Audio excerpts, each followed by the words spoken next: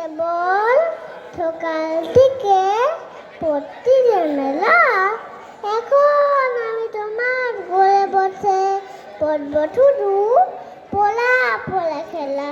তুমি বলতো দুপুরে কোন হবে, না হয় যেন সত্যি হলো তাই। একদিনও কি দুপুর বেলা হলে বিকেল বেলা মনে করতে নাই? আমি তো বেশ ভাবতে পারি মনে, সর্দি ডুবে গেছে মাথার সাথে। বাবজি বুড়ি সত্যি বললে থাক তুলতে কুকুর দাঁড়িয়েছে। আদার হলো মাদার গাছের তলা, কালো হয়ে দিঘির দল।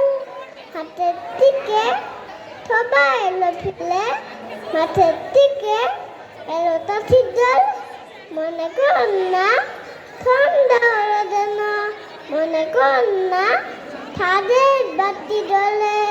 রাতের বেলা দুপুর দেরি হয়, দুপুর বেলা রাত হবে না কেন?